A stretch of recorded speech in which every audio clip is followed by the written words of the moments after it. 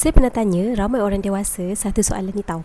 Kalau dulu waktu kecil-kecil mereka simpan duit raya dalam bentuk emas, agak-agak apa akan jadi pada hari ini? Kebanyakan daripada mereka akan senyum dan mereka akan kata mungkin dah banyak dah ada tabungan emas sekarang. Hakikatnya tuan-puan, kebanyakan duit raya kita masa kecil ni habis macam tu sahaja. Sebab waktu tu kita tak tahu-tahu tentang nilai simpanan dan keperluan untuk menyimpan. Tapi hari ini tuan-puan, kita dah ada pilihan. Sebagai parents, sebenarnya kita dah boleh ajar anak-anak tentang simpanan dari kecil lagi. Contohnya dengan tukarkan duit raya mereka kepada aset emas fizikal.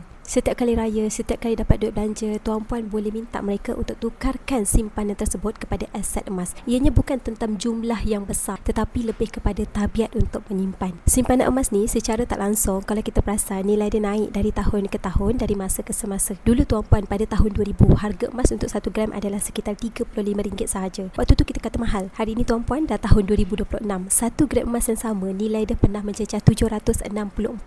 Jadi bayangkan kalau anak-anak dah dewasa, lagi 10 tahun, lagi 5 tahun, bila mereka nak sambung belajar nanti, sekurang-kurangnya mereka dah ada aset untuk mereka gunakan untuk backup mereka punya financial nanti. Teruskan follow saya untuk lebih banyak ilmu tentang emas dan juga kewangan. Bagi parents yang nak saya bantu adakan tabungan emas untuk anak-anak pada hari ini, maka boleh isi borang biru ataupun terus tunjuk pin di video TikTok saya cara untuk bermula. Saya akan get tuan-puan dalam simpanan emas dengan Public Gold.